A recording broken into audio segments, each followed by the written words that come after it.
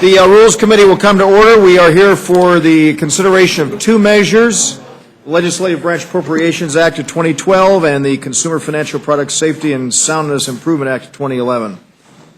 Let's begin with the very distinguished chairman of the Legislative Branch Appropriations Subcommittee, and we have the ranking member here as well.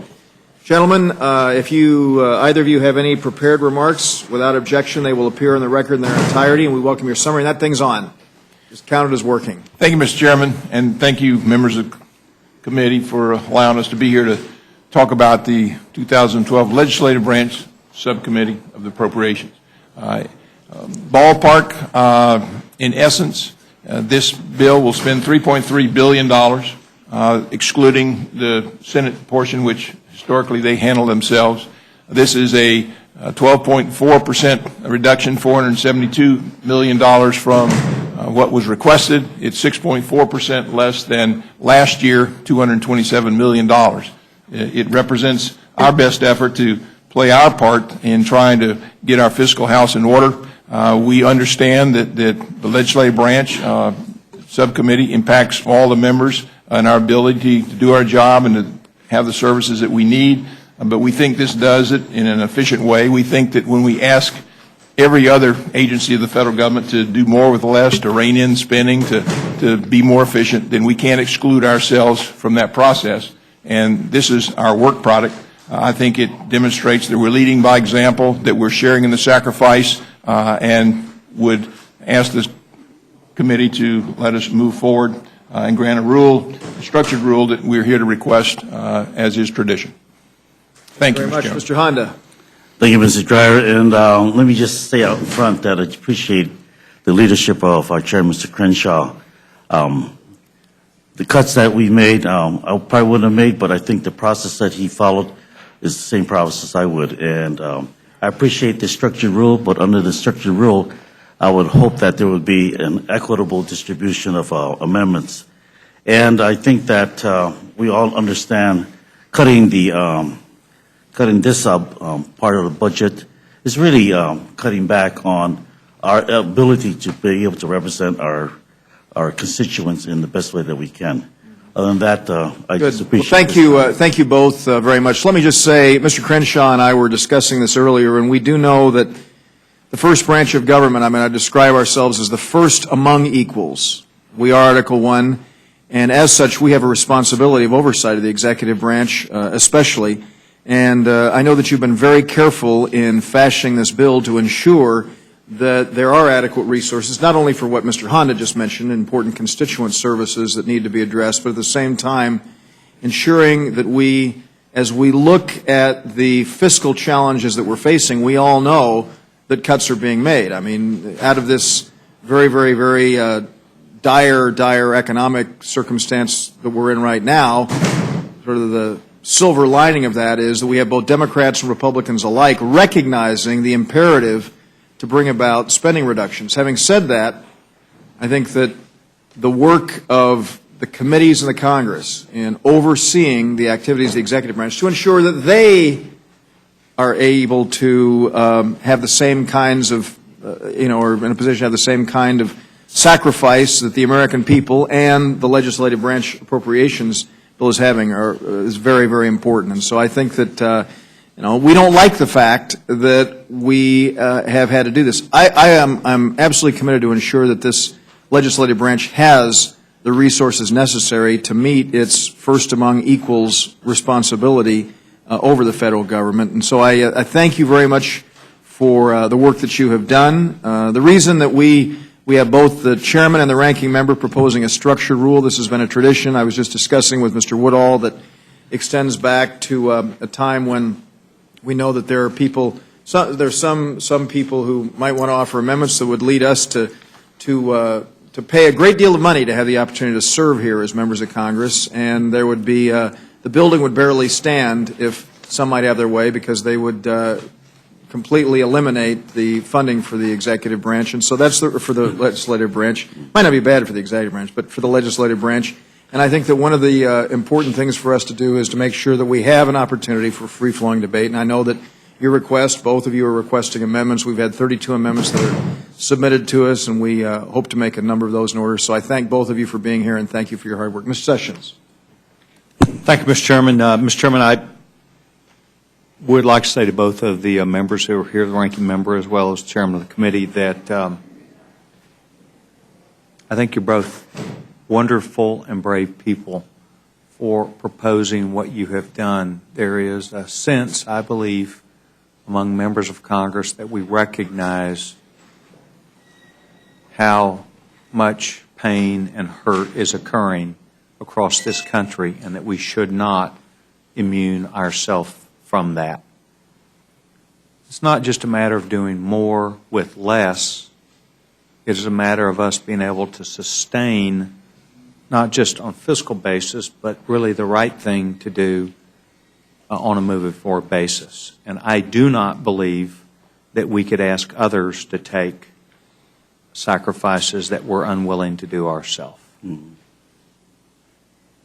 I know we're already, and we've been, any member of Congress has been for a number of years without even a COLA increase. That's our own paycheck. That's what we decided to do. But I think that it also extends to us in our responsibilities as to how we handle our spending, and it does matter. I think the gentlewoman of Virginia Fox yesterday said it's every dollar that is spent, not just billions of dollars. So from that perspective, I applaud you for taking the lead. I hope I would have had the clear thinking to do it too had I been the committee or ranking member on a committee. But I think that you got it done, and you're proposing that. So thank you very much for doing that. Mr. Chairman, I'd also like to note that, at least for some period of time, it may have moved, that we had a former staff member here, Ed Cassidy, who has not been up here in 5.5 years. From the perspective, it was good to see Ed Cassidy back. And, I was always taught that you really mean it if you say something nice about somebody when they're not in the room to hear it. So well, say it that he told me it was because of Andrew Crenshaw that he is up here. So we'll hope that that's true. I yield back my time. Well, thank you, Mr. Chair. I want to thank both of you for your hard work. I mean, you have been given a very difficult task because of the allocation that you received, and I'm listening to my colleague from Texas talk about that we need to recognize the pain and the hurt that is out there, and therefore we need to inflict pain and hurt on people who work up here. I mean, the reality is that as a result of some of these cuts, a lot of people could be laid off. A lot of people could lose their jobs, and I hope they all can find another job. But at the end of the day, it's those staff people, in many cases, that are going to feel the pain and hurt, not us, because I mean our salaries aren't in this. And it's not a criticism of what you have done. It's just kind of an acknowledgement that this bill is going to unemploy a lot of people. And I'm going to I praise the chairman of the Rules Committee. I mean, he runs a very tough and lean and efficient committee here with a limited amount of staff. This committee meets more than any. I know. I'm trying to say nice, but this committee, for example, meets more than almost any other. I think more than any other committee because every bill comes through here. And the people who work up here on both the majority and minority side, I mean, they're working 24 hours a day sometimes. I mean, well, close. But the reality is, they work a lot. They work a lot longer than we do. They're working when we're not here preparing things. Bottom line is, I mean, I just, as we start to reduce, staff in a committee like this, I think it creates problems down the road. And so again, I'm not criticizing what you did. You had kind of an impossible task here, but I think it's important that we recognize that a lot of people will lose their jobs because of this, and I'm not sure that it's a net gain. I'm not sure we save money when you lay people off and they can't find a job and they're on unemployment. We're paying that way as well. So, but I appreciate you trying to do the best you can, and look forward to this coming to the floor. Thank you. Ms. Fox. Thank you, Mr. Chairman. I would like to associate myself with the comments that Mr. Sessions has said, and also with Mr. McGovern, thanking you all.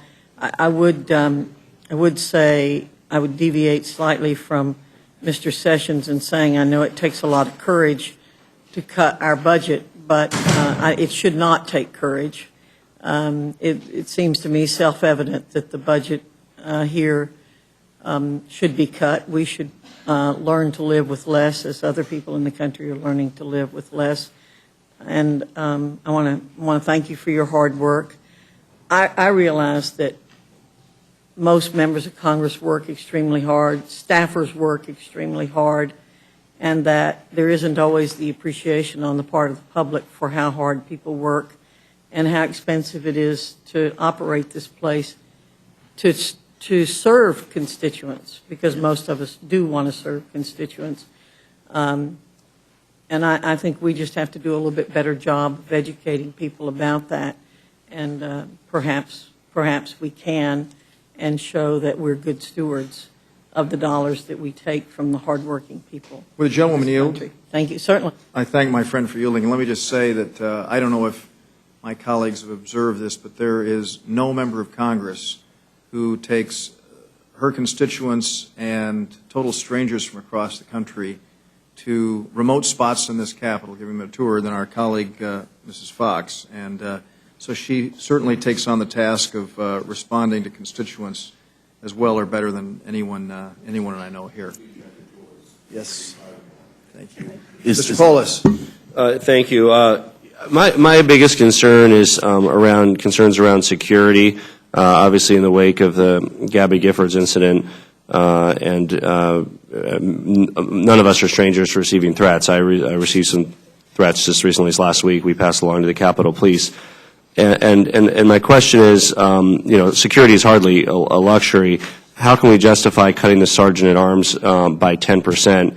And also, I think that we need to state for the record as well that we have to pay for our security effectively out of our MRAs. There's no extra fund for that. And with a 6% cut in our MRAs, again, there's not some sort of supplemental security fund that we can then tap into. So how can we ensure that members can be safe and their families can be safe with these cuts? Well, I think two things. One is, from the perspective of the Sergeant at Arms, we made sure that none of those cuts will affect a safety issue. They buy equipment, they have administrative staff, they're aware of the importance of safety, and so they've assured us that those cuts won't impact their ability to provide safety. The other is, if you look at the Capitol Police, that's one area that received the same funding as last year, and we recognize how important that is. We also recognize that the Capitol Police don't set their own agenda. There's a police board that gives them a mission, and we want to be sure that that mission is the right mission. But I think it's evidence of the fact, as you point out, that safety is important, that the Capitol Police are the one agency under our control that received the same amount of money they did last year, didn't receive a cut. And what about the security expenses in district and how the MRA cuts impact that?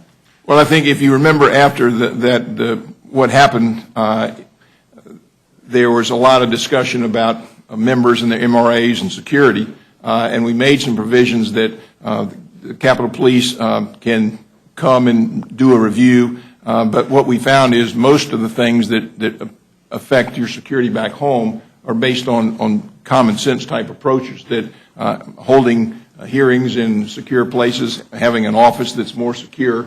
The MRA is an amount of money that's given to each individual member. We don't try to micromanage that. Some people, in fact, most people don't spend all the money they have in the first place. So we leave that to the members to decide how they're going to spend it in terms of setting those priorities. And I think most members will be able to make any accommodation they need in terms of security within the framework of that MRA. Mr. Bishop.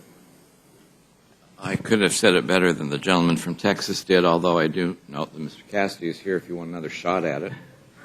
I could yield. Thank you very much.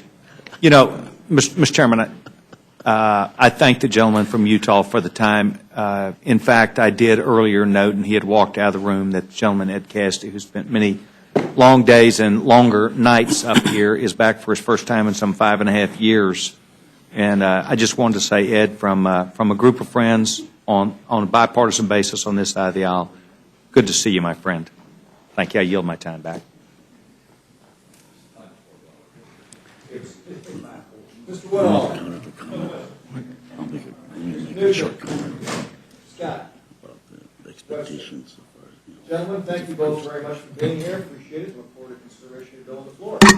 Mr. Chair, if I may, through the chair, just make one comment regarding the future. In the heat of our work in the future, we may be asking for research or for some from services from GAO, from CRS, or from the library. I just wanted to remind us that the response time may be less than what we would like to see or what we're used to in the past, but it may come a little later. But I think that we just have to remind ourselves that those are the kinds of things that we may have to expect. Thank you very much. Thanks to both of you for being here. Next, we have Mr. Moran is a member of the committee, but not here. So let's go. I see Mr. Watt, Mr. Thompson, Ms. Wasserman-Schultz, Mr. Schweikert, and Mr. Altmaier. Why don't you all come up to the table here and pull the chairs up? We're happy to have you. Why don't we begin with Mr. Thompson? You all can slide over just a little bit there and make room for everybody. Thompson. Thank you, Chairman, Ranking Member. My amendment pretty straightforward. It prohibits any funding in the bill to be used for the purchase or use of compact fluorescent lamps, also known as CFLs. These light bulbs have become much more commonplace in recent years as known as the curlicue bulbs that were supposed to be the long-lasting, durable, energy-efficient alternative to incandescent light bulbs. However, in repeated tests, these bulbs are neither durable nor long-lasting. In addition, they've had serious problems with levels of mercury contained in the bulbs. My nickname for them, frankly, are mercury bombs. The level of mercury contained are so potentially dangerous to humans and animals that the Environmental Protection Agency has set up proper cleanup and disposal procedures, which involves clearing out the room immediately and venting the room for at least 10 minutes after one would break. In addition to the mercury, there are no CFLs currently being made in the United States. Due to the pending efficiency standards, the few American lighting manufacturers that remain have made substantial investments in technology and put millions into retooling their factories to make new energy-efficient halogen bulbs and joined with several others to bring new LED products into the market. We should be doing everything possible to support these environmentally friendly, energy-efficient bulbs. Mr. Chairman, there are viable, cost-effective American-made alternatives to the dangerous mercury-filled CFL bulbs that are now prevalent in the Capitol complex. And I appreciate the opportunity to testify and ask you to look favorably upon this common-sense amendment.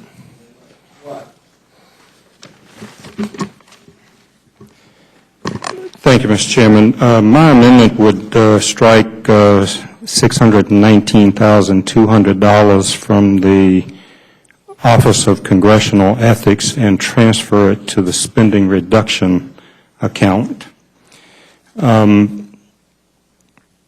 On May 26, 2010, a nightmare started for me, as well as John Campbell, Joe Crowley, Jeb Henseling, Frank Lucas, Tom Price, in which we all had ethics investigations initiated against us. In my case, a young staffer who appeared to be in his 20s showed up in my office one day to deliver a letter that was signed by a staff director, not by a member of the board of the OCE, and initiated a preliminary review. The preliminary review was not based on any outside charge. It was started by the OCE itself, not by any outside alleging party. The violation alleged that, quote, if Representative Watts solicited or accepted contributions in exchange for or because of an official act, or solicited or accepted contributions in a manner which gave the appearance that the contributions were linked to an official act, then they may have violated House rules and standards of conduct. I'm trying to be unemotional about this because this has been a real nightmare. This went on for all of these members until September 1, 2010. All of us were exonerated. Me, Mr. Lucas, and Mr. Henseling on the initial at the OCE stage. The rest of the members required a 33-page report which chastised OCE for bringing the charges and said that they were baseless. I,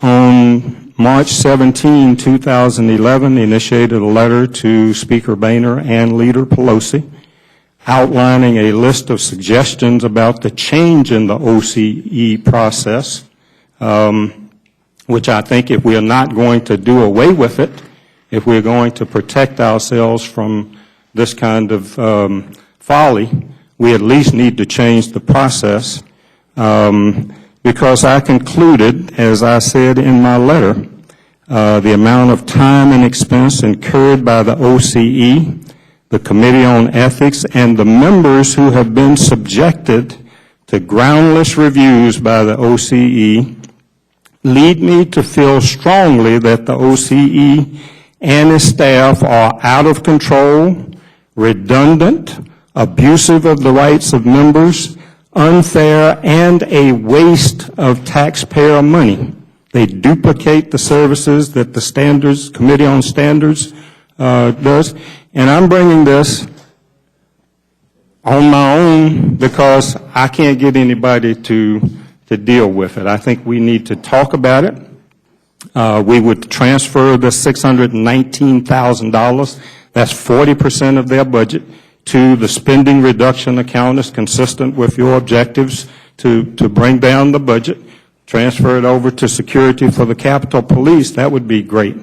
That would be a much better use of it from my perspective, but in this amendment it would go into the spending reduction account. And I chose the 40% figure because I don't want it to sound like I'm trying to interrupt any ongoing investigations, but the OCE is out of control. And that's what my amendment does. I hope you will make it in order, and thank you for allowing me the opportunity to speak. Thank you, Mr. Chairman, and members. I'm here with Congressman Schweikert of Arizona. We are jointly sponsoring an amendment that would move $100,000 from the transition activities account in the Legislative Branch Appropriations Subcommittee legislation to provide funding to designate room HVC 215 as the Gabriel Zimmerman meeting room. And Gabriel Zimmerman, as all of us know, is the first and only staffer ever killed in the line of duty. He lost his life in the tragic shooting on January 8th when our colleague Gabby Giffords was shot and gravely wounded. I'm proud that this is a bipartisan effort supported by the entire Arizona delegation. One thing that I think all of us can agree on is that we all have loyal, hardworking, dedicated congressional staffers in our districts and here in the Capitol. And the tragedy that struck our country, not just the House of Representatives, also struck the House family when Gabe was killed. It's an incredibly important and strong signal, strong message to our staff and to the country that we designate this room to memorialize him, to honor his service, to honor the service of all of our staffers, and then to forever enshrine his service in the naming of HVC 215 of the Capitol Visitor Center. And I would yield to my colleague. I'll lean up a bit. Sorry about that. Mr. Chairman, members, this is one of those rare occasions where we have something that's fairly simple, but actually really seems to mean a lot to a lot of folks, whether it be our congressional family, our congressional staff family, but you would be stunned how many little notes I'm getting through social media from all over Arizona. Arizona's had a rough time of it the last couple of years, and this is one of those that was like a kick to the head. And they finally, with all the battles we engage in, this was one of those little things where it stepped up and we were doing something honorable, and we were doing it honorably together. It's simple, but it's the right thing to do. And I'm actually proud to sit here in front of you and say, let's make this happen. Mr. Chairman, if I can just add one other thing that I forgot to mention. Mr. Schweikert and myself and the Arizona delegation are introducing legislation today. Gabe's mom and brother were here with us for the announcement of the introduction of that legislation. This amendment would provide funding for that legislation so that we're not legislating on an appropriations bill, but it is our hope and intention that a suspension bill would be calendared so we could make sure that that room is designated officially as the Gabe Zimmerman meeting room. Thank you. Thank you, Mr. Chairman, members of the committee. I understand a sensitivity with this bill for the need to have a modified rule, but I think you'll see that this amendment is unique, non-political, and I think important. I'm offering the amendment that would restore $1 million to the 30-year mass de-acidification program at the Library of Congress. I'm also supposed to be on the floor. All right, I will stay close. The goal of the 30-year mass de-acidification program is to de-acidify and preserve millions of hardbound books, paperback books, manuscripts, newspapers, maps, artworks, music scores, letters, pamphlets, and drawings housed at the Library of Congress for decades to come. The program ensures that the future generations are able to enjoy the important historical artifacts that are housed at the Library of Congress. De-acidification extends the useful life of these works by up to 1,000 years longer than their useful life without treatment. For every year a book is not treated, it can lose 3 to 4 years of its useful life. And unfortunately, many old books in the library's collection are too brittle or in such poor shape that they cannot be preserved further through de-acidification. We cannot allow that to expand into a greater number of books, so we have to continue that work. The library's program began in 1995, and since 2000, it has been a congressionally approved component and a priority for the Library of Congress. This is important. If we cut $1 million, as this bill does, from this project in fiscal year 2012, this project would take at least 20 years longer to complete while books continue to age and lose their useful life. That's the effect of 1 year, $1 million cut. Furthermore, this program with a 20% cut is disproportionate in that cut to all other levels at the Library of Congress. The program is something that cannot be put on hold. We understand the need to make cuts and set priorities, but the books continue to decay, and we risk losing thousands of works that chronicle and illustrate our nation's history with this cut. And this past spring, I had the chance to tour a company in my district to see the technology-intensive process they use to ensure these books when they're preserved, and we cannot be short-sighted as we lay out our funding priorities. We have to ensure the library has the resources it needs to maintain its collections before they deteriorate beyond repair. The Library of Congress is the repository of our national knowledge, does incredibly important work in preserving our nation's history. We must provide them with the capacity to preserve their books, which is the fundamental component of any library. Thank you. Thanks. Thank you very much. Thanks to all of you for being here. I have no questions. Mr. Sessions. I have no questions, but thank you. Mr. McGovern? Ms. Fox? I have one question. Could you explain why it's going to take $100,000 to name a room? Yeah, I used the same amount of funding that was required in the CVC when we changed the name of Emancipation Hall, because you have the CVC is 580,000 square feet, and there is signage throughout the building that would direct people to the room. So I'm not sure it costs quite $100,000, but we stayed consistent in what has been designated for that type of room change. It's essentially for nameplates and directional signage. I would be very amenable to doing this, to naming the room, but I think this is something the public looks at and says, oh my goodness, to name a room. Well, I understand what you're saying. No, I mean, $100,000 is there already. We're just moving it from transition activities, which we really aren't. We're not in a transition year, Ms. Fox, so there's less money needed for that activity, and so we thought this is a perfect year to be able to take that funding. I'm not quite sure it costs as much as $100,000. We just wanted to be consistent with how much it was designated for Emancipation Hall. But the funding is there anyway. We're just taking $100,000 of that fund, those funds which we don't think will be needed for transition activities, to make sure that this can happen. Is there any way to get a closer estimate to what it might cost? Again, I'm sure I'm really concerned about how this looks to people.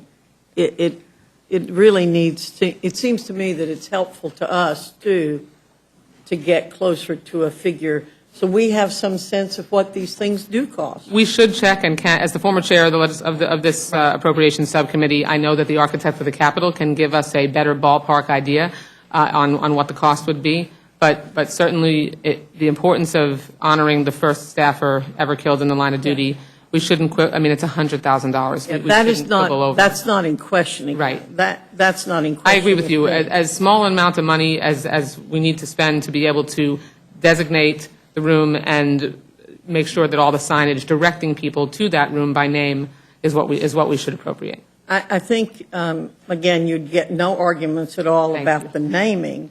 I think what would raise people's eyebrows is, why does this cost so much money? And so, anyway, what if anything could be done? And I'd like to ask Mr. Watt a question, if I can. Mel, I'm truly sorry for all of you who went through this process, and I frankly had not been brought up to date on it, and so I'm very glad that you're here to bring us up to date on it. And you said you'd written to the Speaker and to Leader Pelosi. Have you written any legislation that would say that it is not, that the office staff cannot initiate these kinds of things in the future? Because it seems to me that could solve the problem. I don't know what the needs are there financially. I have no way of knowing that. But it would seem to me that to get at the heart of the issue would be, as I understand it, that office is there to respond to complaints that are made either from inside or outside. And it would seem to me that hones in on the issue more than, because it's going to be hard to get people to vote to cut funding from the ethics office, I think. Well, and for that very reason, I made a series of 9 recommendations to the Speaker and Leader Pelosi, knowing that if we were ever going to do anything at all on OCE, it was going to have to be done on a bipartisan basis. And so that's one of the recommendations. One of the recommendations I made is that they not be allowed to initiate these things on their own. They at least respond to charges initiated by somebody from outside. But I can't make that happen, and I don't think we can bring a bill to the floor without a bipartisan commitment to it. I think we will have, if you all make this amendment in order, I think you'll have strong bipartisan support for the amendment. But even that's going to be a lift. But I can't sit here any longer and not bring this to the attention of this institution and my colleagues. I served 22 years in the practice of law and 18 years in this institution, never ever without a charge of any kind being brought against me. This charge, even though at the end of the process I was exonerated, did more to damage my reputation. And this is not about me. I mean, all of these guys who went through this went through the same thing, and they will tell you they went through the same thing. They're as outraged about it as I am, but it's going to take some bipartisan commitment to do anything about it, because we're in a fishbowl now. And I felt like I was the only one who had the luxury of, there are times you just have to stand up and say what you think is right, and you've known me a long time. You know I do that. I didn't even want to bring anybody else into this unless they were willing to be brought into it. But I think if this amendment comes to the floor, you will hear a lot of expressions about the unfairness of the OCE. It's well known. It's kind of there's this undercurrent that's going on among members, but it's difficult to have a public discussion about it. Thank you very much. Thank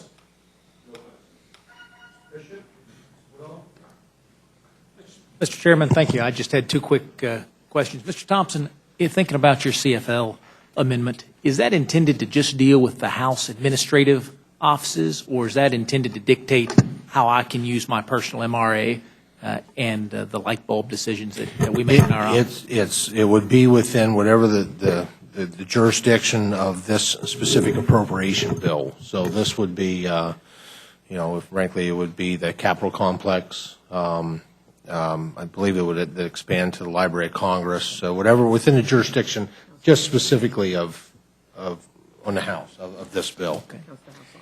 Okay. Ms. Wassman-Schultz, thinking about the different rooms that are named here, I think about the Board of Education room downtown or downstairs, which is just H128. I think about the Cannon Caucus room, which is just Cannon 343. I think about the Rayburn room, which does not appear on any maps by name, but only by number. Is it important in this case to spend those dollars to have it identified on all of those maps and all of those ways, or could it be named as all of these other rooms are named, where they have a very distinct character and a very distinct name, but no signage is required to make that change? Actually, the Canton Caucus Room does have signage throughout the Cannon House Office Right. building, directing people to the Cannon to the Cannon Caucus Room. But specifically to your question, because this room is in the Capitol Visitor Center, and the Capitol Visitor Center is quite large, like we did with Emancipation Hall, and actually the architect of the Capitol is in the process of dealing with the directional signage to Emancipation Hall now, so it's timely for us to be appropriating these additional dollars so that all can be done at the same time. Oh, is that right? But in order to find, we've all faced the challenges of getting ourselves to particular rooms in the CVC. Just by way of example, when an event would be held in the Gabe Zimmerman room, meeting room, an invitation would go out to the public or individuals who are having a meeting in that room, and if they're told you should meet that the meeting's being held in the Gabe Zimmerman meeting room as opposed to HVC 215, if we don't designate the signage, then we'd be finding people wandering aimlessly trying to find the room without having the signage to point them in the right direction, and that wouldn't make a lot of sense. And it would also make it so that the only place we would designate it is in front of that room in that wing of the CVC, and it would be harder to suggest that we've appropriately honored his memory. So to Ms. Fox's point, you're saying this is not new signage, this is just new scripting on new signage that's already going into place because of the Emancipation Hall. Exactly. There's directional signage that is already being put through. In fact, if you walk through the CVC, you'll notice that if you go up to it, from a distance it doesn't look like it, but they still only have paper as signage up on the walls with the map of the CVC. So as they go through the process of changing that signage to permanent signage, you would be able to include the naming of this room on that signage. Thank you. Thank you, Mr. Chairman. Thanks to all of you for Thank you very much. Next, I see we have Mr. Moran is here. and Mr. Holt is here, and Mr. Gozar is here. If the three of you could come forward to the table, we greatly appreciate it. And let me say, without objection, any prepared statement you have in the record will appear in the record. I think Mr. Sessions has a request he'd like to make here. Mr. Chairman, I'd like to ask unanimous consent to include a statement by the gentlewoman from New York, Anne Marie Burkle, on Without legislative objection, branch appropriations. Ms. Thank you, Burke's Chairman. statement will appear in the record. And gentlemen, again, any prepared statement you have will appear in the record in its entirety, and we welcome your summary. Mr. Moran. Thanks very much, Mr. Chairman. At the beginning of this year, Mr. Chairman, the House instituted the use of polystyrene foam containers and utensils. Now, my amendment would limit the use of funds for polystyrene products in our food service facilities. This would show the commitment to our commitment to the health of our visitors and employees, as well as to the future of our environment. It would seem that the House should be using recyclable and biodegradable products and avoid polystyrene foam packaging. We should be a model institution for others to follow. Over 20 years ago, even McDonald's and other fast food restaurants replaced polystyrene foam with recyclable and paperboard containers. Making that our standard would seem to be the least we can do. The House of Representatives are the only members of the Capitol complex to be using foam packaging. Neither the Senate, the Library of Congress, nor the Capitol Visitor Center food service centers use polystyrene products. Congress should be setting the standard for sustainability in the 21st century. We should be leading by example, and this is one way in which we can show leadership to the thousands of constituents who visit our offices every year. Now, polystyrene is practically unrecyclable. Most polystyrene containers end up in landfills and incinerators. Problems with polystyrene include cancerous chemicals used during manufacture, minimal recyclability, enormous bulk during disposal, and toxic byproducts released during incineration. A 1986 EPA report on solid waste named the polystyrene manufacturing process the 5th largest creator of hazardous waste. Toxic chemicals leach out of these products into the food that they contain, threatening human health and reproductive systems. 105 members have sent a letter to House leadership asking that they eliminate polystyrene from House food service operations. This amendment would have us do that. Thank you, Mr. Chairman. Mr. Holt. Chairman Dreyer and members of the Rules Committee, I thank you for the opportunity to testify. The amendment that I have before you would restore a small amount of funding for the Congressional Office of Technology Assessment, known as the OTA, by transferring funds from the House Historic Buildings Revitalization Trust Fund. We don't lack access to large volumes of information here on Capitol Hill. Our challenge is to find ways to gauge the validity, credibility, and usefulness of the overwhelming amount of information that comes. OTA was suspended a couple of decades ago with the explanation that other resources, think tanks, university researchers, the national academies, the GAO, and so forth, could fill its functions. As a result, this vital resource was lost to Congress for the past 15 years. These other organizations have not filled the need as well as OTA did. Frankly, we in Congress have not brought great credit to ourselves during the past 15 years for our ability to deal with scientific and technical issues or to recognize emerging trends and the implications of new technologies. We already have a mechanism to use, authorized in law, to achieve the goal with nonpartisan analysis and an organization overseen by a bicameral bipartisan board. I understand the concern of my colleagues that this proposal might go against the tide at a time when we're debating how much government spending should be cut.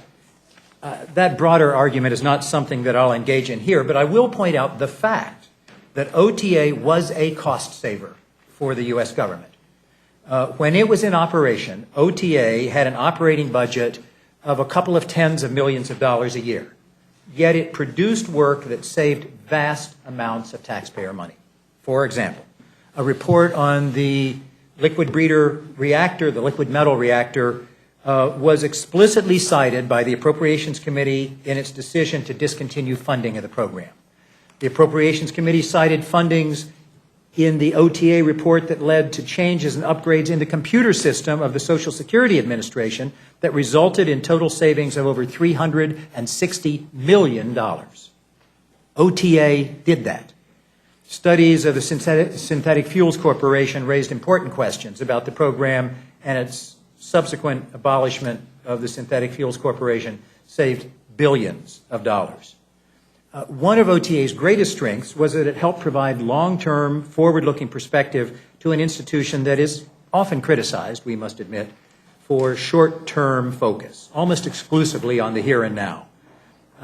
I appreciate our current economic situation and our budget constraints, but I also know that in OTA's absence, this institution, Congress's need for its work has grown only more acute. Our constituents understand that the work done here involves subtlety and complexity. They know it is consequential, and I think we've all heard these concerns about our capacity to deal with these challenges before us. With regard to the offset, I believe that the Historic Buildings Revitalization Trust Fund is important for our national heritage, and it deserves support. But we need OTA now, and I believe it's a reasonable trade-off. The trust fund currently has a $30 million line. Those funds are available for major renovation projects with the approval of the Committee of Appropriations to preserve and maintain the performance of iconic buildings. I think this is actually a very reasonable offset. Thank you very much. Thank you. Mr. Gosar. Mr. Chairman and members of the committee, my amendment basically cuts 6.5% from the Botanical Gardens, the Congressional Botanical Gardens. It's one of the few budget area items that actually got an increase, though modest. We're broke, and everybody's got to be in our symptoms about being able to be part of the debt solution. I'm a gardener. I understand how those things work. There's no explanation given as to why we gave a modest bump to this budget. But we all have to be in the same aspect here, and I think this is a good way to have everybody involved in our crisis, our financial crisis. And I don't see a reason why, if it's good for us to take an MRA hit like we're talking about, that everybody else shouldn't have to take the same type of hit. Thank you very much. Mr. Sessions. Mr. Chairman, I do not have any questions at this time. Mr. McGovern. Ms. Fox? No questions, thank you. Ms. Polis? I want to thank Mr. Moran for his work on the styrofoam. I joined him on a letter earlier this session, and this is an issue that should be of concern to the health of the employees in this establishment as well as to the environment, and I appreciate Mr. Moran's follow-through in bringing this amendment to us. Mr. Bishop? Thank you. Mr. Woodall? Thank you, Mr. Chairman. I just want to say to my freshman colleague, Mr. Gosar, that we're only going to make the changes we need to make if folks are willing to put in the hours to go through line by line to find those things that for reasons that may not be known to all of us didn't get exposed, and we now have a chance to expose those things on the floor. So I appreciate your work on that. Well, on the weekends here, I'm here to volunteer. Thank you, Mr. Chairman. To do gardening at the Botanical Gardens or to go line by line through buildings? Gardening. Gardening, okay, I just want to make sure. Mr. Nugent. Mr. Scott. Mr. Webster. Gentlemen, thank you very much for being here. That will conclude the hearing for the Legislative Branch Appropriations Act, and now we'll proceed to consideration of the Consumer Financial Protection, Safety, and Soundness Improvement Act of 2011. We're happy to welcome the subcommittee chairman, Ms. Capito, our former Rules Committee colleague, and let me say that, again, without objection, any prepared statement that you have, Ms. Capito will appear in the record. Welcome back to the Rules Committee. It's always nice to see you. Thank you. Please proceed. Okay. Well, thank you all for, this is bringing back great memories of service on the Rules Committee. Mr. Chairman. Mr. Chairman, I'd ask that the witness be sworn. Anyway, the Act H.R. 1315 makes 3 structural changes to the Consumer Financial Protection Bureau, just for, and I don't want to get too in the weeds on this, but just to remind everybody on the committee, Dodd-Frank was passed a year ago. This bureau will go into full effect, should go into full effect July 21st. It will not go into full effect July 21st. However, because the president over a year hasn't, took almost an entire year before he appointed somebody into the position, there's obviously not time enough for confirmation at the Senate level. So there is no director of the CFPB right now and will not be on July 21st, which means some of the powers are still going to be separated and the non-banks will still remain unregulated, which is a little ironic to me because that's one of the reasons that the CFPB was created in the beginning. So there's three parts of this. It's three bills really combined. The first one would take the director, which is supposed to be a Senate-confirmed person. It would make it a 5-person commission. There again, by way of history, when this bill was first created, and it's been in the making for several years, this was part of the Democrats' bill, was a 5-person commission. It morphed into a 1-person director. We think that for consistency, for transparency, and for less politicization of this position, a 5-person commission would be good. Our Consumer Product Safety Council has 5 people, the FDIC has a commission, the SEC has a commission, and this would mirror commissions such as what we have in existing regulatory bodies. The second part of it is, and hang with me here, there's a Financial Stability Oversight Committee, which consists of 10 people, which is tasked with the job of deciding who's significantly important, what intertwined too-big-to-fail institutions exist. And this committee is then, under Dodd-Frank, empowered with the ability to overturn any consumer law, regulation that's been put forward by the Bureau with a vote of 2/3 of the committee. Well, keeping in mind the director of the CFPB is one of those people. So your bar's pretty high, and it also, the standard is the safety and soundness of the entire financial system of the United States. Pretty high bar to go over if you want to overturn a regulation that's put forward.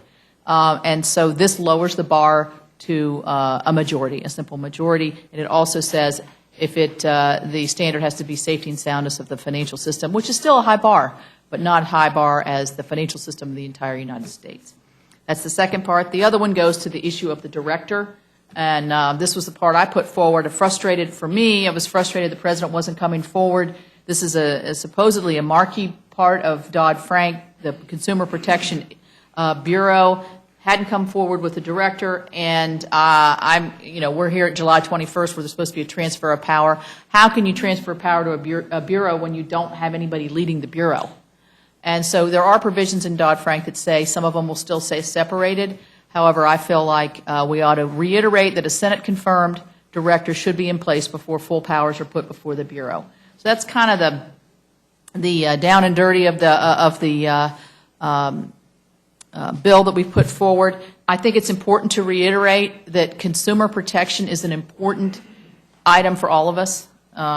Those who think that we're attacking this bureau and trying to dismantle it, I think you could agree after hearing my explanation for these 3 bills. This is not a dismantling, it's a reform. We think it's a reform and an improvement. It spreads the decision-making process out. It takes it out of, what if we have, somebody in for these years and consumer protection is seen one way, then when the next president comes in, consumer protection is seen another way, and then you have, there you have political philosophies playing, I think, too much into the idea of consumer protection, whereas if you had a 5-person commission that was staggered terms, you'd have a more consistency in that area. And with that, I'll just ask if you have any questions. Thank you very much. Thanks for your clear explanation of what it is you're doing, and it sounds good to me. Mr. Sessions? Thank you very much. Ms. Capito, I'm delighted that you're up here. I know that there's only so much that you can present really in an effective way to positively affect this agency, but I completely agree with you and do not believe that they should be leaderless in implementing such broad and sweeping decisions that will be made. The other thing I'd like to say on the regulatory issue is that financial institutions now are not lending to small businesses like we want them to get our jobs back and the job numbers up. And I think that a lot of the uncertainty created here in this Bureau is causing financial institutions to have to hire a lot of compliance officers. And those aren't the jobs that I think are going to lead to greater job growth. So thank you for that. Well, I think where I'm really coming from would be a perspective that the person that's going to run the agency determines its position and how it moves forward. This is a brand-new agency. Right. And simply to have an agency off and running without enumerating the philosophy behind what they would do and asking to be confirmed. And it's that in our form of government, we tend to have someone who would have to come before Senate committee, talk with them about the philosophy, the direction, very intricate questions and details about how they viewed the marketplace and what those might be. And there's a reason why we would have a person to be the director or the head of the agency and why they would go through that process. To skip through that process, to begin the process without a clear delineation of questions that could be effectively asked with the director or a person who would be responsible for that to ensure that what their testimony matched the outcome would be irresponsible. And so I would suggest to you that it's not just common sense, but it would be a real mistake for us to have a brand-new agency without someone who had clearly identified their mission statement and how they might perform. So I'm in full support of what you're doing. I yield back my time. Thank you. For government. Thank you, and thanks. Nice to see you again. Obviously, I have a very different opinion of what you're doing. I do think it's undermining of That shocks me. consumer protection. I know every once in a while I do shock people. And I think it's an attempt to dismantle the Wall Street reform, but be that as it may, there are a number of amendments that have been offered, and one of the things that Ranking Member Frank had talked to me about yesterday was his hope that not only would a maximum number of these amendments be made in order, but that some more time be given to debate these amendments, because oftentimes we do these 5 or 10 minute debate times, and these are very important issues. And this is it's become, unfortunately, a very politicized issue over in the Senate, as you know. The President has nominated, the person he was going to nominate wasn't going to be able to be approved, and now the person he's nominated, he's being told they're not going to approve him. So I would wonder whether you'd be open to allowing more than kind of the traditional 10-minute debate on some of these amendments, given the fact that people have strong feelings on this. And Well, as you know, that's the prerogative of the committee, and I'll leave that in your realm. I will say one thing, and just you can tell in my you have some influence. We'll listen to you. In my explanation, a lot of these are very complicated issues. They're not easy 30-second soundbite issues, and it is important. But as I said, that's. I'll take that as a yes for more time. Thank you. Mr. Bishop. Mr. Captain, I think Mr. Nugent's in your seat, isn't he? Yes. So Looks a lot better there. Mr. Nugent, you're the one that's going to have to ask all the questions then. Grill her. I have nothing. Polis. Are there any other federal agencies that can have their regs overridden by other federal agencies? No. Well, there's one. Let's see. No. No. I mean, it would seem like it would be almost creating a tiered structure of federal agencies where some are superior to others and countervail others. I mean, normally we would use the judiciary branch to, if something is illegal that an agency tries to do. But it's unclear how it would be advantageous to have the executive branch kind of battling amongst itself. Okay. I understand what you're saying. I think in Dodd-Frank, there is already a mechanism to have. Did you understand when I was explaining that? There is a mechanism to overturn the rules and regulations already in place in the bill you voted And how do you change that? What we change it to, it's supposed to be a 2/3 vote. There's 10 people on the committee. Right. It's a 2/3 vote, which means basically 7 people would have to vote in the affirmative. One of the 10 people on there is the director of the Bureau. So they're obviously not going to vote to overturn a rule that they create. And your change is? Our change moves it to a majority. Yeah, I mean, again, And it takes the director off of the voting block. And I So think- it takes it down to 9. I mean, even at the 2/3 level, I think it's unprecedented as far as I know within the federal government. I mean, it seems like even having any mechanism is a major break from traditional practice. I mean, and there is, in fact, as you pointed out. Right, yeah, a and mechanism. I would agree with that. Then this doesn't dismantle that process, but the process is, I just want to make sure I think you knew that it was Yeah. already in there. This Yes. just moves it down. And I just want to point out more that, I reasonable. mean, the fact that any process exists, even the current one, Right. is unusual. Thank you, Mr. Woodall. No question. Mr. Nugent, Mr. Scott, Mr. Webster. Thank you very much for being here. Mr. Chairman, just for the record, I don't have any either. Oh, okay. Well, I knew you didn't, that's why I didn't call on you. Thank you very much Thank you. for being here. And next, let's have a panel consisting of Mr. Miller, Ms. Chu, and Ms. Jackson Lee. So if the three of you would come forward.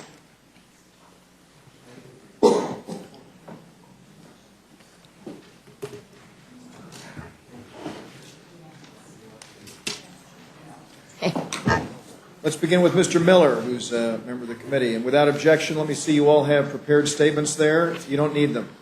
We'll enter them in the record, and we welcome your summary.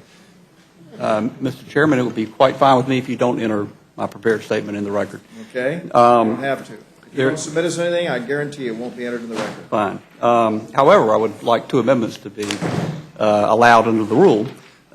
One, the first is 020.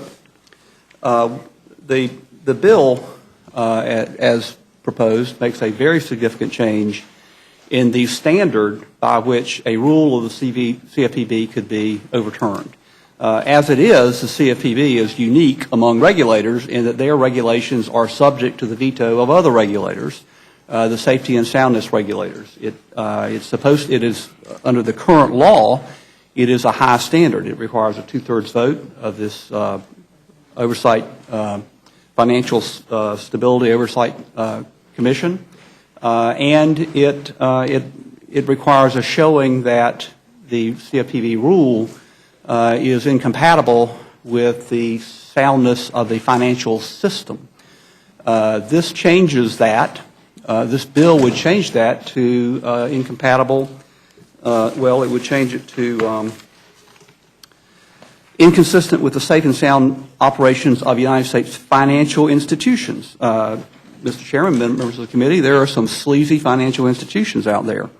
And if this is all about, if one of the safety and soundness regulators, one of the prudential regulators wants to block a rule because it would perhaps put a single or a couple of financial institutions into insolvency, it's very possible they should be in insolvency.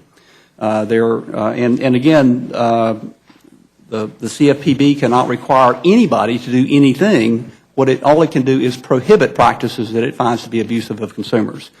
So if a safety and soundness, a prudential regulator is going to come before the FSOC and say, this rule should not be allowed because it will cause specific financial institutions to be unsafe and unsound, we have a right to know more. This would require further disclosures. There would have to be a disclosure of exactly how it is that the prohibited practice is necessary to the sound operation, to the solvency of a financial institution, and just who it is that would be pushed into insolvency if the rule goes into effect. Thank you very much, Mr. Miller. Ms. Chu. Yes, Mr. Chair. My amendment would give additional responsibility to the commissioner that is already in charge of oversight of the activities concerning the protection of older consumers, minorities, youth, and veterans. It would require research on how language barriers can lead to unfair and abusive lending practices and report to the full commission ways to protect consumers from potentially unfair and deceptive practices. These can address people like Ms. Wong, who went to a car dealership negotiating a car sale with a salesperson in Chinese, but when she went to sign the contract, it was totally in English, and it turned out to have a very high interest rate and different terms. She tried to get redress from the car dealership, but they refused, and all she could think of to do was to wrap herself in a white sheet and scratch out a sign that said cheaters and walked up and down in front of the dealership. Well, it resulted in a bill that I did to address deceptive practices, but we do need someone out there on a national level to look out for people like Ms. Wong and to stay on top of the ways that people are being duped. And so that's what this amendment does. Thank you very much. Ms. Jackson Lee. Thank you very much, Mr. Chairman. To the Rules Committee, I have three amendments. The amendments are numbered 3, 4, and 6, and it responds to Ms. McGovern's point about the overriding of regulations of another agency. Right now, the underlying bill allows the FSOC to have an unlimited amount of time to review the CFPB regulations, and I think all of us can agree in this room that consumers have no political labels. They are consumers. They are buying cars. They're accessing credit. And the present legislation allows the FSOC can avoid making decisions and suspend CFPB regulations in the process for a long period of time. My amendment restores the time limits for the Financial Stability Oversight Council to review the Bureau of Consumer Financial Protection regulations to give some order to the process. That is amendment number 3. Amendment number 4 is, again, to restore us to regular order, and that is to restore a 2/3 majority vote in order for the Financial Stability Oversight Council to overrule the Bureau of Consumer Financial Protection regulation. I don't see a quarrel with the idea of protecting consumers, and consumers come, as I indicated, in all ages as well. We have seen our college students have access to credit, and either it be misused by them or the access is also misused so that they are, in essence, overly burdened by debt. This is a very positive effort to ensure that consumers' purchases, the rules and regulations that govern their access to credit are fair to all of them, and that is my amendment number 4, which again restores the 2/3 majority vote in order for the Financial Stability Oversight Council to overrule the Bureau of Consumer Financial Protection. I would hope that that Bureau would again be in regular order and do its job to protect the consumers and not extend its powers. The other amendment is to provide a sense of Congress that the Bureau of Consumer Financial Protection should protect consumers and should alert consumers of unfair regulations regarding access to credit, and one of our important issues dealing with buying large entities such as homes. And we know that consumers have always raised a concern about those kinds of purchases. With that, I ask for the support of these amendments. I yield back. Thank you all very much. Mr. Chairman, I did have a second amendment.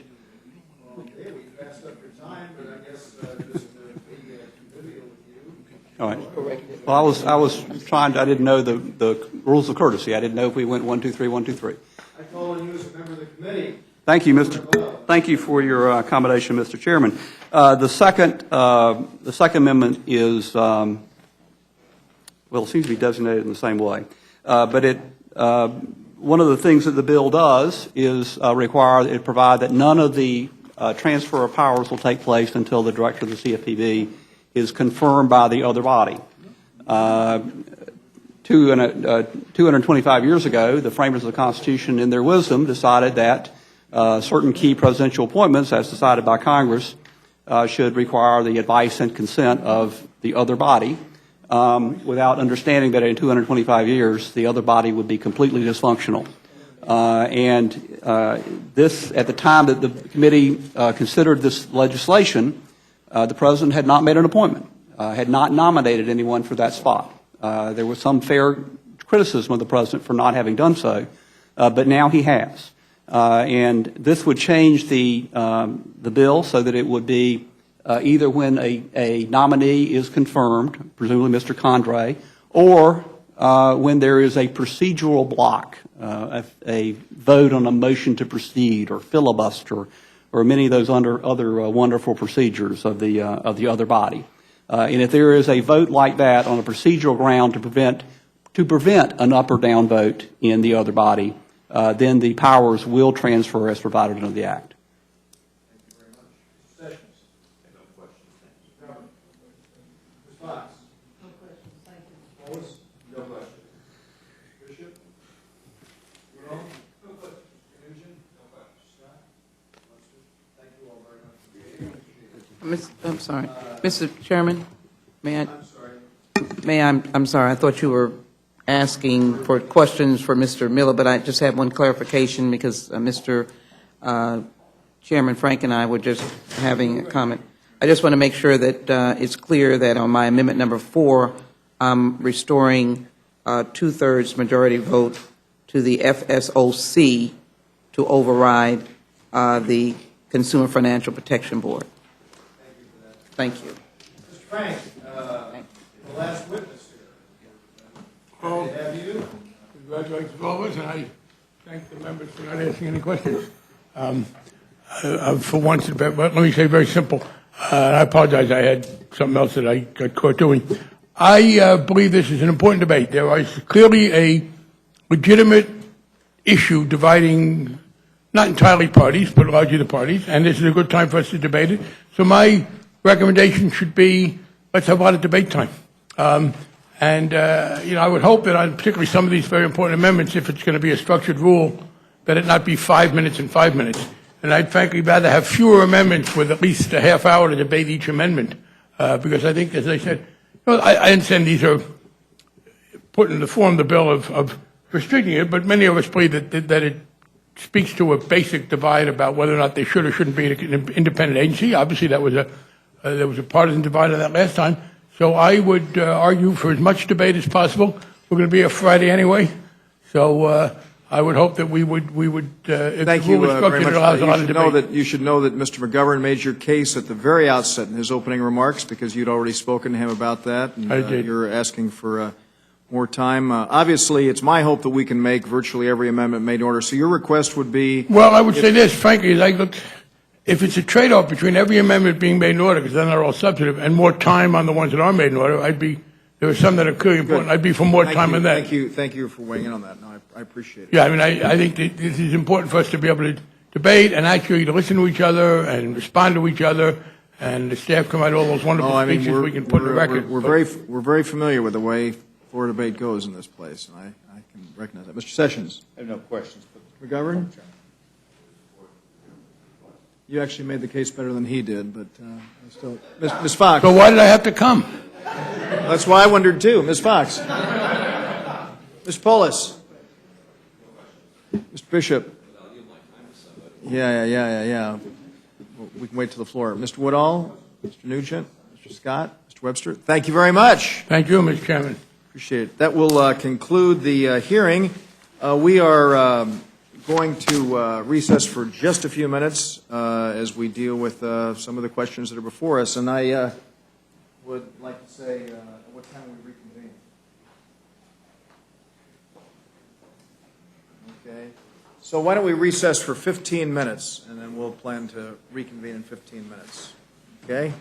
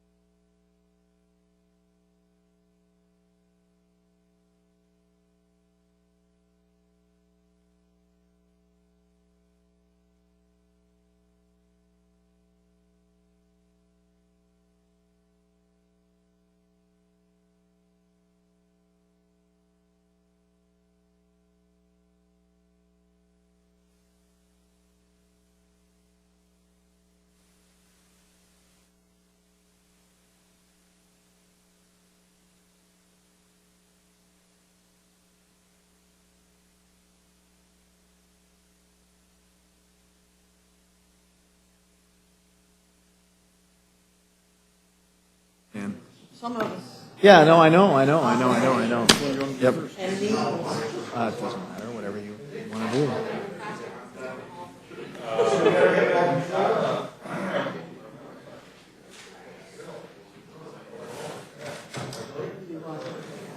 What's that? Yeah. Yeah. Okay. Yeah.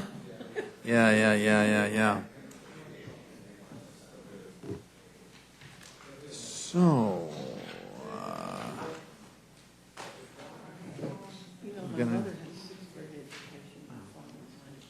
wow.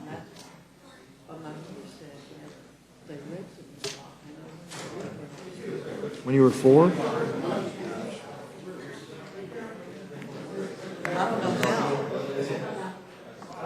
So we, 1, 2, 3, 4, and there are 4 of them. I should wait for somebody else. Yeah, well, I know.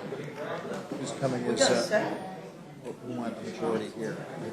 It's tied. We've got 8, actually.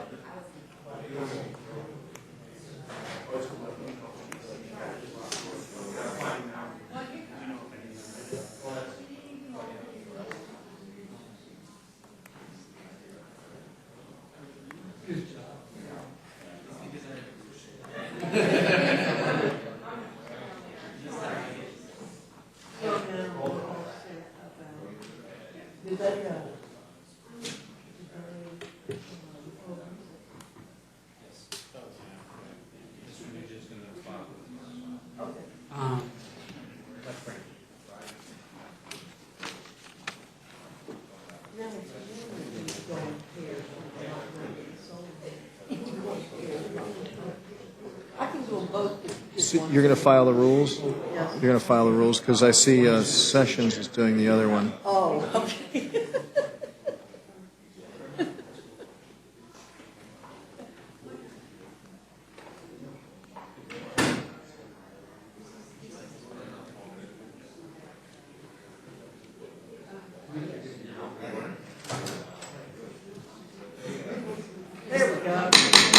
The Rules Committee will come to order. We are here for further consideration of the Ledge Branch and the Financial Services Bill. And let me express my appreciation to the members of the committee. And the chair will be receipt of a motion from the gentlewoman from Grandfather Community.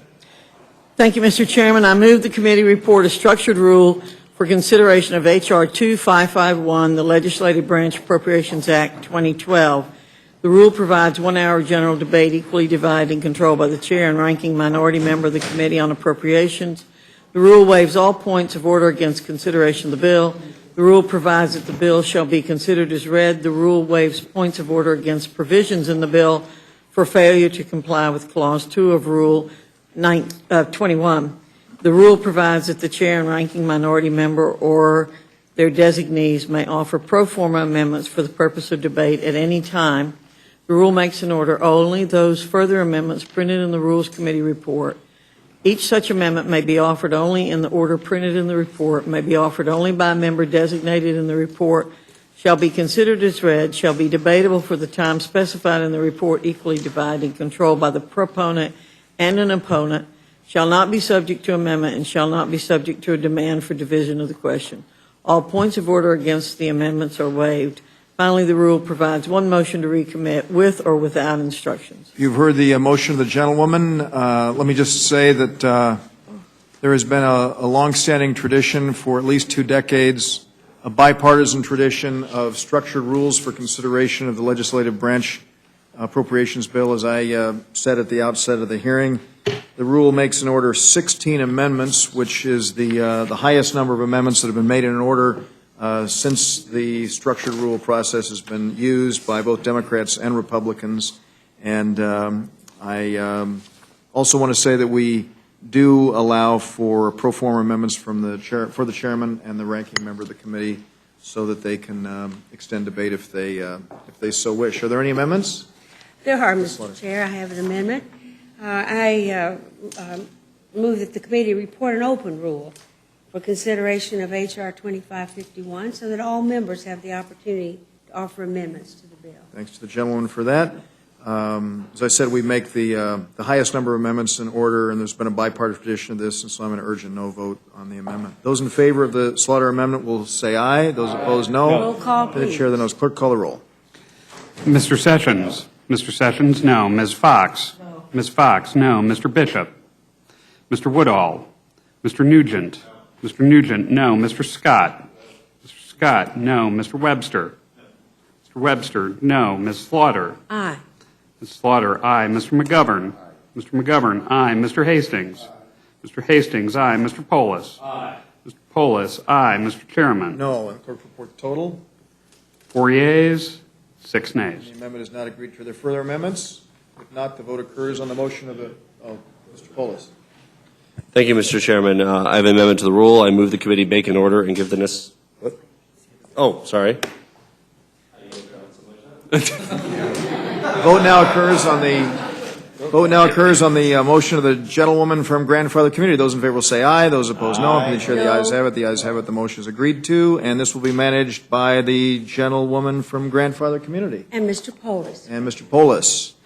And the chair will be in receipt of a second motion. Thank you, Mr. Chairman. Mr. Chairman, I move the committee report a structured rule for consideration of H.R. 1315, the Consumer Financial Protection, Safety, and Soundness Improvement Act of 2011. The rule provides 1 hour of general debate, equally divided and controlled by the chair and ranking minority member of the Committee on Financial Services. The rule waives all points of order against consideration of the bill.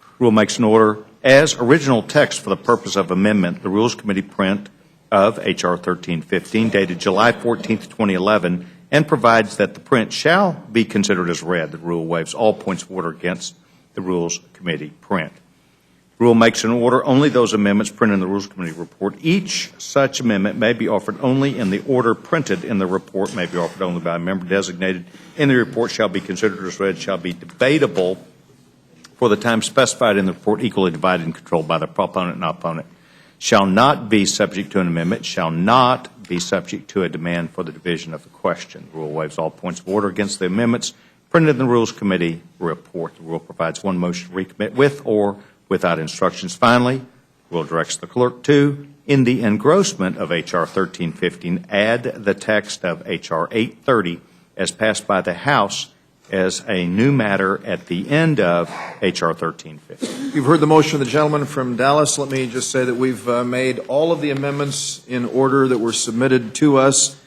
with the exception of an amendment that was non-germane and one was a duplicative amendment.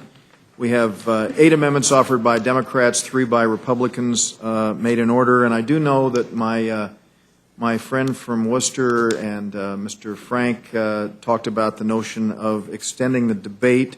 We do only have a provision for 10 minutes of debate in the rule itself, but as we go through the 14 amendments that are debated, clearly the opportunity to propound a unanimous consent agreement on the floor, if there is a desire to extend debate, is an option that is there to address the concern that was raised, with which I am very sympathetic. So any amendments? Ms. Slaughter. I do. Mr. Chairman, I have an amendment to the rule. I move the committee grant H.R. 1315 an open rule. You've heard the motion of the gentlewoman. Those in favor will say aye. Aye. No. To the chair, the noes have it. Noes have it. Motion is Roll carried. call, please. Clerk, call the roll. Mr. Sessions? No. Mr. Sessions, no. Ms. Fox? No. Ms. Fox, no. Mr. Bishop? No. Mr. Bishop, no. Mr. Woodall? No. Mr. Woodall, no. Mr. Nugent? No. Mr. Nugent, no. Mr. Scott? No. Mr. Scott, no. Mr. Webster? No. Mr. Webster, no. Ms. Slaughter? Aye. Ms. Slaughter, aye. Mr. McGovern? Aye. Mr. McGovern, aye. Mr. Hastings? Aye. Mr. Hastings, aye. Mr. Polis? Aye. Mr. Polis, aye. Mr. Chairman? No. Clerk, report the total. 4 yeas, 8 nays. And the motion is not agreed to. Are there further amendments? Mr. McGovern. This is not an amendment, but I'd like to ask you, I neglected to do this during the hearing. I was wondering if I could ask unanimous consent to have, as part of the record, the statement of the administration policy on H.R. 1315, which recommends a veto. Why didn't you do it during the hearing? I wasn't paying attention. Okay, I just want to make that clear for the record. Without objection, the statement of administration policy will Thank put the you. record. Mr. Polis. Mr. Chairman, I have an amendment to the rule. I move the committee make an order and give the necessary waivers for the amendment by Mr. Miller of North Carolina, number 12, which would allow for transfer of powers to the Consumer Financial Protection Bureau upon confirmation of a director, and also make an order with waivers Ms. Jackson Lee's amendment, number 6, which would express the sense of Congress that the Consumer Financial Protection Bureau should protect consumers from unfair practices relating to home buying and access to credit. You've heard the motion of the gentleman. Vote occurs on the Polis amendment. Those in favor will say aye. Aye. No. Can the chair, the noes have it. The noes have it. The motion is not agreed to. Are there further amendments? If not, the vote occurs on the motion of the gentleman from Dallas. Those in favor will say aye. Those opposed, no. Can the chair, the ayes have it. The ayes have it. The motion is agreed to. And Mr. Sessions will be managing for the majority. And I for the And Ms. minority. Slaughter for the minority. Mr. Our next Mr. meeting, Chair, oh, yes. One quick question. I think we should really congratulate our colleague from Worcester for his frankness. For his frankness. Okay, well, I think he's always very frank. Were you talking about Barney Frank, or I just, his McGoverness. His honesty. We're going to be meeting at 3 o'clock tomorrow afternoon on the Interior Appropriations rule, and let me say that as we know, there is uncertainty about the weekend schedule, and it's quite possible that we could be meeting over the weekend, and so, as I said yesterday, I think, buckle your seatbelts. Without objection, the committee stands adjourned.